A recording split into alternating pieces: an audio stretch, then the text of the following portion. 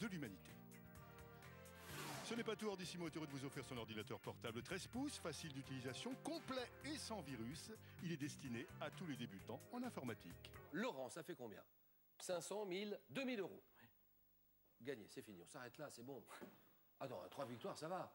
Il vaut mieux garder. Hein, ou alors on aime les risques. Et on va tenter une 4e victoire. La somme de combien? 3000 euros. Avec la cagnotte qui monte, 13 600 euros. 5 victoires. Vous êtes à 2 marches, à 2 victoires de la cagnotte. Laurent, 5 secondes.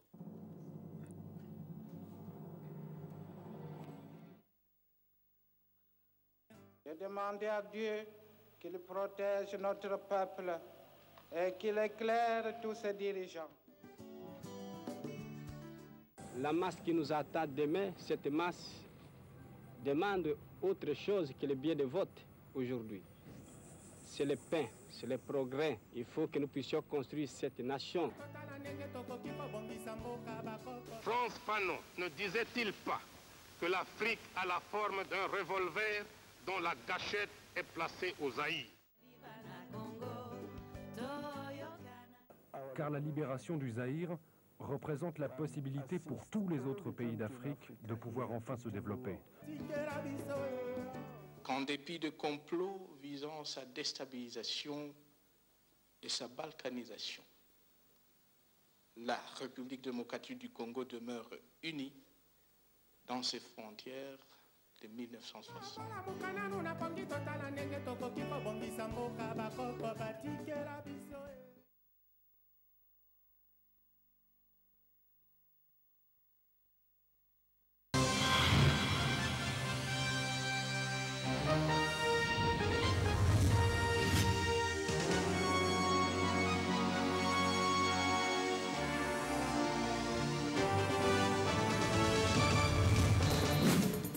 Mesdames et messieurs, bonsoir. Voici les titres de ce journal. Une mission de la SADC en séjour à Kinshasa, venue dans le cadre des préparatifs du déploiement de la force internationale neutre. Les membres de cette délégation ont longuement échangé avec le ministre de l'Intérieur, Richard Muyej-Manguesmans, sur la matérialisation de ce projet. Et pendant ce temps, du côté de Kampala, François Mwamba se veut rassurant quant à l'issue des pourparlers. Les deux parties ont déposé leurs conclusions et n'attendent plus que la convocation de la plénière par le médiateur.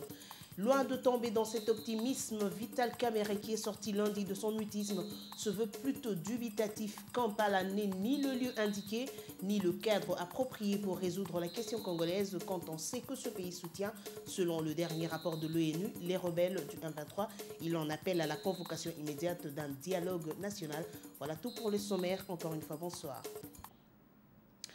La SADC s'active pour le déploiement de la force internationale neutre. Une délégation de cette organisation sous-régionale séjourne en RDC pour les derniers réglages. Avant de se rendre dans l'Est, les membres de cette délégation ont conféré lundi avec le ministre de l'Intérieur et Sécurité, Richard Muyej-Manguesmans, l'édité avec Oscar Bakandoa. C'est leur travail. Ces délégués de la SADC devaient d'abord faire le point avec le ministre en charge de l'Intérieur et la Sécurité. Richard Muyej-Manguesmans et ses visiteurs ont fait le tour d'horizon de la situation dans l'Est de la RDC. Pour le chef de cette délégation, la SADC doit d'abord s'imprégner de la situation avant le déploiement de ces éléments dans une zone tampon qui sera créée à la frontière entre la RDC et le Rwanda. Nous sommes ici comme composante civile et police pour apprendre, être mis à jour par les gens qui sont sur le terrain en RDC pour que nous, de notre côté, comme la SADC, nous sachions comment on peut mieux intervenir dans cette situation. Dans les prochaines heures, cette délégation de la SADC, composée des civils et policiers, devra se rendre dans le Kivu en vue d'étudier le terrain. Les négociations de Kampala évoluent positivement. En tout cas, c'est l'avis de François Mwamba. Joint au téléphone à partir de la capitale ougandaise, le président de l'ADR confirme le dépôt par les deux parties de leurs conclusions auprès de la médiation qui, à son tour, doit convoquer incessamment une plénière. Selon François Mwamba, un accord pourrait être trouvé sur des questions telles que la sécurité et la révision des accords du 23 mars 2009. L'ancien secrétaire général du MLC est joint au téléphone par José Junior Owawa. Ce qui concerne les travaux des Kampala qui ont démarré effectivement depuis 2 mois. À ce stade, le plus important qui a été fait, c'est que maintenant il y a une méthodologie de travail et un agenda qui permettent de pouvoir envisager une issue cette fois-ci rapide. De quoi est-ce que je parle? Je parle de ce que, après moult hésitations, après plusieurs péripéties, il est fixé maintenant comme méthodologie l'échange des documents écrits. C'est pour ça que vous voyez qu'il n'y a pas de plénière et qu'effectivement de l'extérieur ça donne l'impression que les choses sont arrêtées. Les choses ne sont pas arrêtées, je dirais même que c'est maintenant réellement qu'on travaille. L'échange concerne quoi? Concerne 4 points. Ce premier point sur les 4 a déjà été exécuté complètement. Les échanges de documents dont je parle, le document de M23 a été élaboré, leur évaluation, le document de la RDC par sa délégation a été élaboré. Nous avons déposé tout ça entre les mains du facilitateur, de la médiation. Nous, délégation de la République du Congo, nous avons eu une séance de travail avec cette médiation. En ce qui nous concerne, ce point est épuisé. La balle est dans le camp de la médiation. Ce deuxième point concerne les questions sécuritaires. Ce point est totalement exécuté aussi. Donc je tiens à les souligner parce que, une fois de plus, il faut que cette perception que les choses se sont arrêtées, qu'il y a des blocages, tout ça, etc., ce n'est pas exact. Et si pour François Mwamba, présentement à Kampala, les choses semblent évoluer, pour Vital Kamerhe, il n'en est pas ainsi. Sorti de son silence, le président de l'Union pour la nation congolaise considère que ces négociations sont un échec. Il préconise en lieu et place de ces pourparlers un dialogue national entre Congolais pour résoudre définitivement cette question de l'Est. Il l'a dit au cours d'une visite qu'il a effectuée au siège des forces acquises au changement. Nadine Laing et Pati Alouma. Il avait longtemps gardé silence. Vital Kamerhe, président de l'UNC, est sorti de sa réserve. En visite de courtoisie au siège de forces acquises au changement, le président de l'UNC a partagé sa surprise avec les hommes conduits par Jean-Pierre Lisanga Bonganga sur le choix par la partie gouvernementale de Kampala comme lieu de discussion avec le rebelle du M23. Sans tergiverser, nous avons dit qu'elles ne conduiront à aucun résultat. Parce que le 23 mars 2009, beaucoup de gens ont oublié et on compte beaucoup sur l'ignorance des uns et des autres pour nous distraire. Ce n'est pas le M23 qui avait signé l'accord du 23 mars. Le M23 n'était pas encore né, c'est le CNDP qui avait signé avec le gouvernement. Mais curieusement, on ne comprend pas par quelle acrobatie juridique et administrative. Aujourd'hui, le président du CNDP, le sénateur Mwanga Chuchu, est dans la même délégation que Remo Chibanda du gouvernement. Ils sont dans le même camp désormais, en train de discuter avec le M23 qui n'avait pas signé l'accord du 23 mars. Mais on évalue quel accord entre quels partenaires. Il y a un problème qui se pose à ce niveau-là. Et nous disons donc que la solution ne viendra pas de là. Et nous disons l'endroit choisi aussi pose problème. C'est pourquoi nous disons, et nous l'avions dit avant tout le monde, qu'il faut rechercher la paix par le truchement du dialogue. Et à travers un dialogue entre les Congolais pour parler des solutions congolaises aux problèmes des Congolais. Du côté des forces acquises au changement, l'heure n'est plus à la distraction. Les cadres de cette formation politique préparent d'arrache-pied la marche qu'ils projettent d'organiser le 16 février prochain. Et il faut dire que le doute persiste malgré les assurances des partis qui prennent part à ces négociations. Dans l'opinion, nombreux sont ceux qui pensent que Kampala a échoué et que l'unique solution serait le recours à la force pour débusquer les rebelles du M23 et les autres groupes armés qui occupent des pans entiers du territoire national. Je propose ce commentaire de la rédaction rendu par Rossine Martin Bouyamba. À Kampala, les négociations entre la délégation de Kinshasa et les M23 semblent devenir du tout perdues. Dans la capitale ougandaise, selon plusieurs observateurs, on est autour de la table, mais sans réellement négocier. C'est du surplace. Intrépide, la délégation du M23 ne jure que par l'élargissement des discussions aux questions politiques, alors que la délégation gouvernementale, elle, ne veut pas outrepasser les bornes fixées par les chefs d'État de la CIRGEL. Kinshasa semble avoir tiré les leçons de ce blocage. Tout le personnel politique est retiré de la table des négociations. Seuls les experts conduits par l'abbé Malou Malou poursuivent tant soit peu ces discussions. Mais vraisemblablement, le M23 s'affiche peu coopératif. Ce mouvement rebelle semble chercher du côté de la délégation de Kinshasa une petite faute pour justifier la reprise prochaine de la guerre. Conscients du danger qui le menace, les populations du Nord Kivu appellent de tous leurs vœux l'intervention de la force neutre. Les Congolais sont étonnés de la célérité avec laquelle la France a rendu aux Maliens l'intégrité de leur territoire. Si au Mali, les djihadistes ont été chassés en moins de 2 semaines de l'opération Sévrale, eux qui sont pourtant plus redoutables que les simples rebelles du M23, pourquoi trop de discussions pour faire intervenir la force internationale neutre à l'est de la République démocratique du Congo? À défaut d'une force internationale neutre annihilée par Ban Ki-moon, pourquoi ne pas donner un coup d'accélérateur à cette fameuse force d'imposition de la paix? C'est une réelle urgence pour ces innombrables victimes des affres de la guerre que commettent les forces négatives dans l'est de la République démocratique du Congo, en tête desquelles s'illustre le M23. Par ailleurs, la leçon est très claire, donnée par la force française, doit interpeller le Conseil de sécurité de l'ONU. Elle doit également donner des remords à tous ceux qui traitent la question de la paix congolaise avec beaucoup d'insensibilité, puisque personne ne s'apitoie réellement sur le sort des populations de l'Est du Congo démocratique.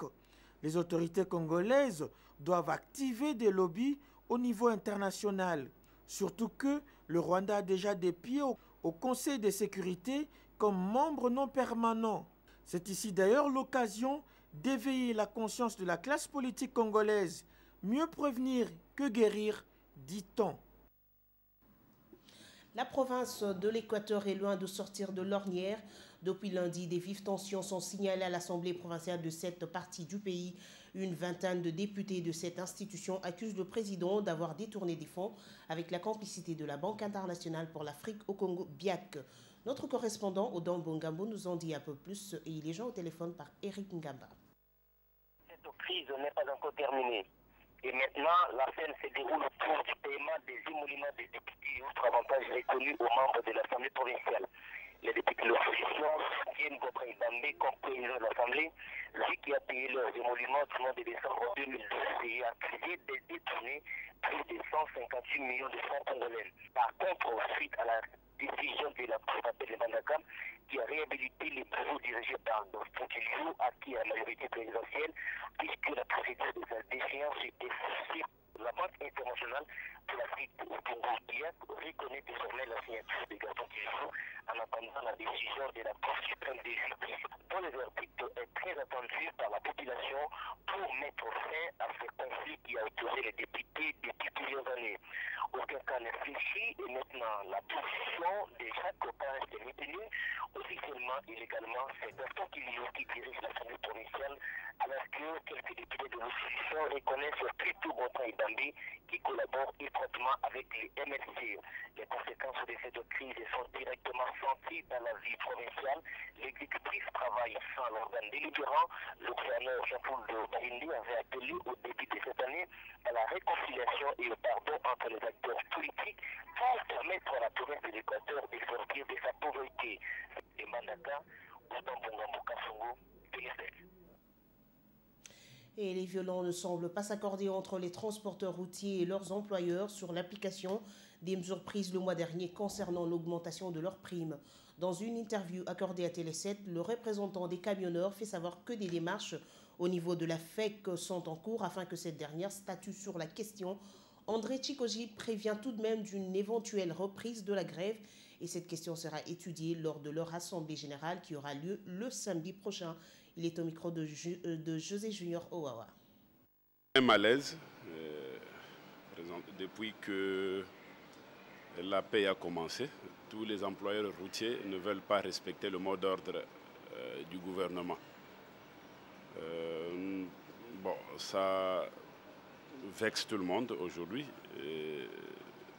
Nous craignons, au vu des pressions qui nous viennent de la base, nous craignons que nous puissions replonger dans la même situation est peut-être plus pire que ce que nous venons de connaître. Nous avons essayé de prendre contact en privé avec certains responsables de la FEC et d'autres organisations patronales. Je crois que d'ici le week-end, le temps que nous puissions tenir nos assemblées générales à Kinshasa et à Matadi, nous aurons déjà pris langue avec les responsables au niveau national de la FEC. Les travaux de modernisation et d'élargissement de l'avenue des Poids Lourds évoluent fort bien. Actuellement, on en est à la deuxième phase qui prend le tronçon allant de la 14e rue à la force navale. Un point tout de même négatif, c'est que certains ouvrages d'assainissement ont été transformés en décharges publiques et c'est un constat de Élisée Bilonda et Blanchard Candolo. L'avenue des Poids Lourds en pleine métamorphose. Les travaux de modernisation et de réhabilitation qui y sont exécutés par l'entreprise japonaise Kitano Construction Corporation sous l'œil vigilant du gouvernement congolais à travers le ministère de l'Aménagement du Territoire, Urbanisme Habitat, Infrastructures, Travaux Publics et Reconstruction ont atteint leur vitesse de croisière. En année, à sa deuxième phase, tranche 1 qui va de la 14e rue Limété jusqu'à la force navale. La première phase, longue de 4 km, ayant déjà été réceptionnée à titre symbolique l'année dernière par la ville de Kinshasa. La route se dessine, les imprégnations sont visibles. À certains endroits, l'on procède déjà à la pose de la première couche d'enrobé. Face à la qualité de l'ouvrage, les usagers ne cachent pas leur satisfaction. Il y avait de graves inondations sur cet axe avant que le Japonais n'intervienne. Maintenant, tout va bien. Toutefois, dans certains ouvrages d'assainissement communément appelés caniveaux, les immondices y élisent domicile. Une forte sensibilisation s'avère nécessaire pour apprendre à la population la protection du patrimoine routier. Il faut éduquer la population. Tout le monde ne pas éduquer de la même façon. Il faut quand même l'État prendre sa charge et communiquer ça même à travers le TV, les radios. Les gens vont comprendre. Le projet de modernisation et de réhabilitation de l'avenue de Poids Lourds est le premier projet routier d'envergure financé par la coopération japonaise JICA en République démocratique du Congo. À la fin des travaux prévus en juin 2013, cet axe aura 2x2 voies de circulation. Le salaire des enseignants revu à la hausse conformément aux prévisions budgétaires. Il devrait connaître une majoration de 30%, une nette satisfaction pour le Sénécat qui voit en cette majoration le résultat des négociations entre l'exécutif central et le syndicat des enseignants. Je vous propose à ce sujet d'écouter Moulomba Chimanga, secrétaire général du Sénécat, qui donne de plus en plus de détails au micro de Christopher Kamanda, Safian Koy et Cédric Kidimbo. Bon, disons que le gouvernement n'a pas prévu, mais c'est le fruit des négociations. Je rappelle que du 9 janvier au 12 janvier, nous avons été en négociation à CEPAS avec les gouvernements. C'est là que nous avons trouvé un terrain d'entente avec les gouvernements pour qu'il y ait augmentation de 30%, c'est-à-dire les salaires existants auxquels on va ajouter les 30%. Voilà, ce n'était pas une décision venue du gouvernement comme ça, mais nous avons été en négociation pour obtenir ce qui a été, ce qu'on voit actuellement. Bon, écoutez, je vous dis que nous avons été en négociation. Lorsqu'on va en négociation, ce n'est pas ni pour gagner, ni pour perdre, mais pour trouver un terrain d'entente. Le terrain d'entente, c'est celui-là. Donc, à part cette augmentation de 30% sur les salaires existants, il y a aussi un aspect bénéfique que nous avons tiré de ces négociations. C'est une somme de 200 000 $ par mois qui sera allouée à la mutuelle de santé des enseignants. Il n'y a pas que ça comme avantage. Et notre avantage, c'est qu'il y aura plus de 15 000 enseignants non payés qui seront mécanisés. Les travaux de la réunion internationale des agences d'achat des performances du réseau multi-pays de financement basé sur les résultats dans le secteur de la santé, de l'éducation et de l'administration publique ont débuté ce mardi ici à Kinshasa. Organisés par l'Union européenne avec la collaboration du gouvernement congolais, ces assises se tiennent dans le cadre du programme multi-pays cofinancé par la Commission européenne et Corded. La cérémonie d'ouverture a eu lieu dans la salle des réunions de l'hôtel Faden House à Gombe. Marie-Jeanne Bibomba. Durant 4 jours, soit du 5 au 8 février, les participants venus des 7 pays africains vont réfléchir et échanger sur les acquis du financement basé sur les résultats. Ces financements, à en croire les organisateurs, promeut la séparation des fonctions entre les régulateurs, l'agence d'achat des services et les prestataires des services. Selon l'agenda établi, les 2 premiers jours, les échanges seront basés sur la raison d'être de ces agences, leur fonctionnement ainsi que leur pérennisation. Les 2 derniers jours seront plutôt consacrés à la planification de leurs activités futures. Dr Ombanjoko, qui a ouvert le travaux au nom du secrétaire général à la santé empêchée, affirme que ces assises revêtent une importance capitale pour le pays.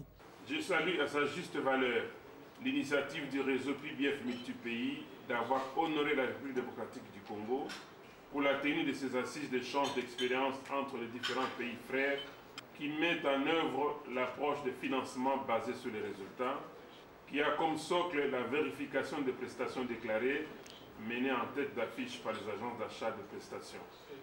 Cet atelier qui s'étend jusqu'au vendredi prochain bénéficie de l'expertise de l'ONG Corded. Cette dernière dit promouvoir avec sa mission d'initier et d'exécuter avec succès l'approche du financement basé sur les résultats dans plusieurs pays depuis plus de 10 ans. Aussi curieux que cela puisse paraître, un peu moins d'1% des populations congolaises ont accès à l'électricité. Et ces statistiques émanent du réseau national des ONG des droits de l'homme qui dénonce par ce fait ce paradoxe alors que le pays abrite l'une des plus grandes centrales hydroélectriques du continent. Le RENADOC fustige aussi la pénurie d'eau potable dans la plupart des villes du pays. Il annonce ainsi la mise en place d'une commission d'enquête chargée d'établir les responsabilités. C'était ce mardi en son siège de Barumbu. Adam Chemissi et Dieu merci ce cas. La situation sociale des Congolais est désastreuse selon le réseau national des ONG des droits de l'homme. Le RENADOC cite le cas de 2 secteurs, celui de l'eau et de l'électricité, qui durant des années n'ont connu aucun progrès significatif. Selon les ONG de droits de l'homme, moins d'1% de la population congolaise a accès à l'électricité. C'est inimaginable du moment où le pays dispose d'un barrage hydroélectrique, l'un des plus puissants au monde. Surcharge, manque de transformateurs, délestage, le courant électrique c'est un luxe pour les Congolais selon le RENADOC. L'accès à l'eau potable pose également problème, pourtant le pays dispose d'une hydrographie enviable, regrettent les défenseurs de droits de l'homme. Les ressources générées par ces entreprises publiques ne sont plus affectées aux mêmes entreprises publiques pour promouvoir leurs performances. Et c'est ça le problème que nous avons dans ces pays. Le vrai problème qui tue aujourd'hui la SNEL et la Régie des eaux, c'est ça. Ce sont des entreprises qui génèrent beaucoup pour l'État, mais l'argent qu'ils génèrent par rapport aux enjeux de développement et par rapport aux enjeux liés à la croissance de notre pays, l'argent là n'est plus restitué. Face à l'urgence, le RENADOC annonce la mise en place d'une commission d'enquête censée effectuer un état des lieux complet sur la situation de l'eau et de l'électricité en RD Congo. L'objectif, pousser les dirigeants à trouver des solutions qui s'imposent. La décision du ministre de l'Industrie de fermer les entreprises qui produisent des emballages non biodégradables, une mesure saluée par beaucoup de Quinois, en tout cas ceux interrogés par nos reporters. Quant à l'inspecteur provincial de la police, ce dernier promet de soutenir les efforts du ministre et annonce déjà le début de la traque des récidivistes dès ce mercredi.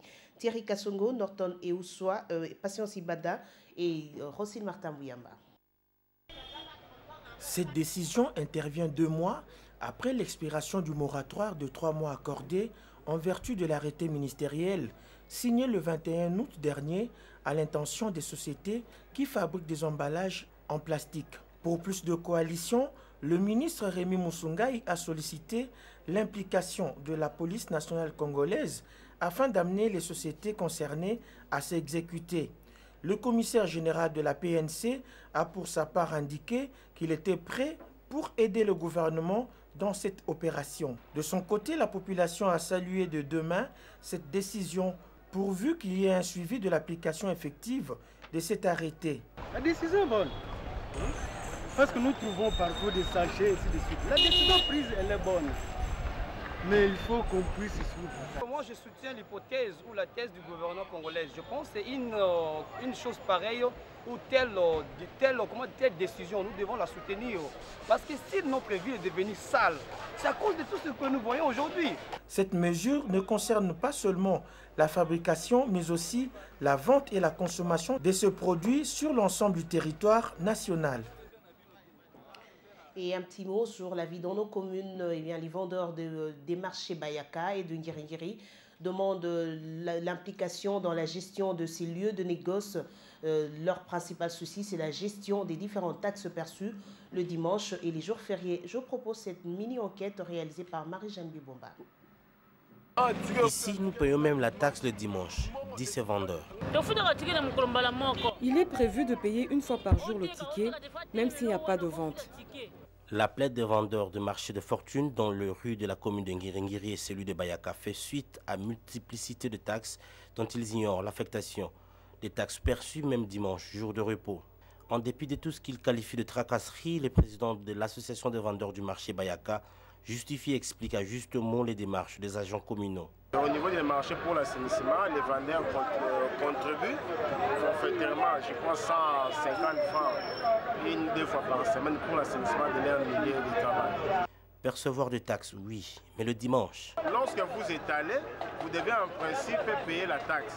Lorsque vous ne voulez pas étaler, vous dites que bon, le dimanche, on ne va pas percevoir les taxes. Donc, ne venez pas au marché, n'étalez pas pour vos marchés. Parce que lorsque vous étalez les produits, les immondices que vous allez laisser au marché seront balayés sur base de quelles choses. C'est pour cette raison-là, les opérateurs économiques ont l'obligation de payer même les taxes pour la journée du dimanche, la taxe journalière d'étalage, étant donné qu'ils sont venus au marché et ils ont aussi étalé les marchandises. Une chose est vraie, que la majorité de l'administration publique ne fonctionne pas les dimanches, d'où les autorités des deux municipalités devront mettre le paquet double en vue de remédier à cette situation qui tend de mal en pis.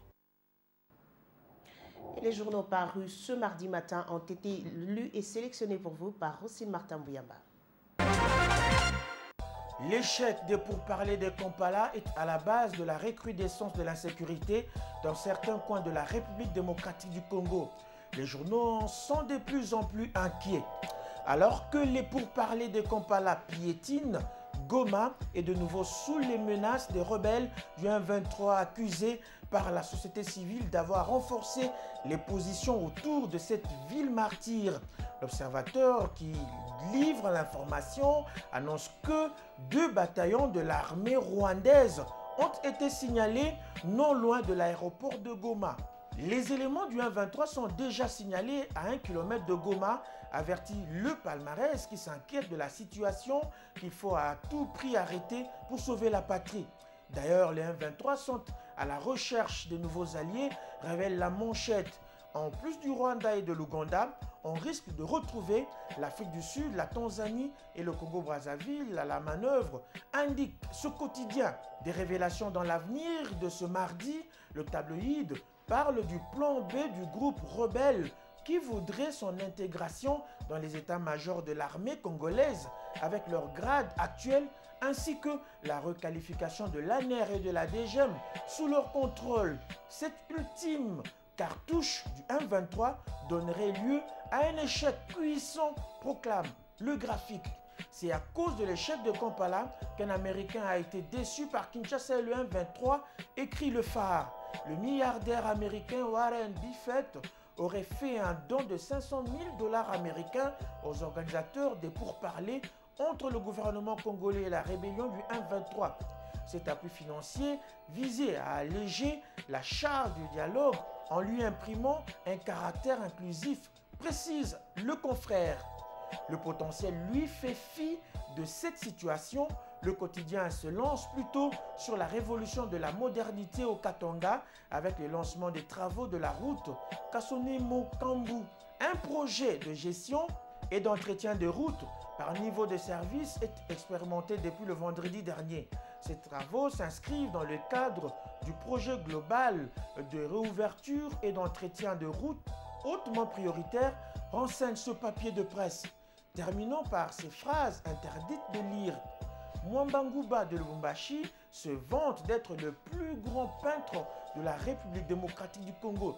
Il invite un expert belge afin qu'il examine sa collection. Il voudra en faire cadeau à une organisation qui s'occupe de droits de l'homme. À qui pourrais-je la donner, demande-t-il. De préférence à une association qui s'occupe des aveugles, répond l'expert. Imaginez la réaction du peintre. Merci Rosine Martin Bouyamba, je l'imagine. Et nous bouclons cette édition du journal télévisé. Merci de l'avoir suivi. Au revoir.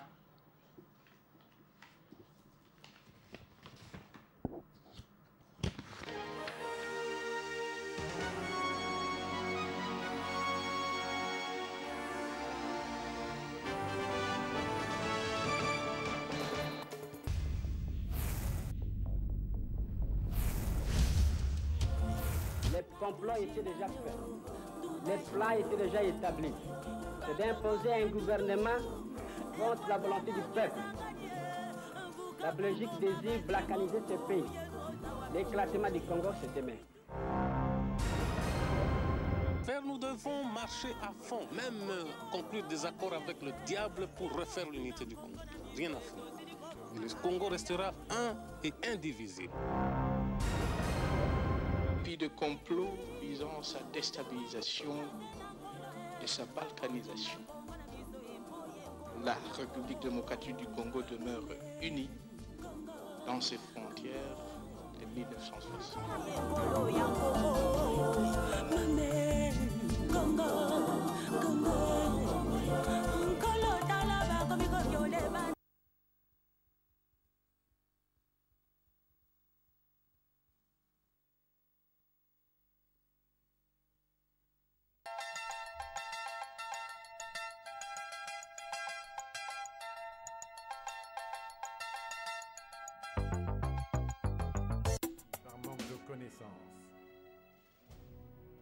Un journaliste informé est un gage de connaissance. Un journaliste informé est un gage contre les dysfonctionnements de la société. Un journaliste non informé est un risque d'écart, de dérapage, de conflit. Tous ensemble, pour la loi d'accès à l'information en République démocratique du Congo. Le droit à l'information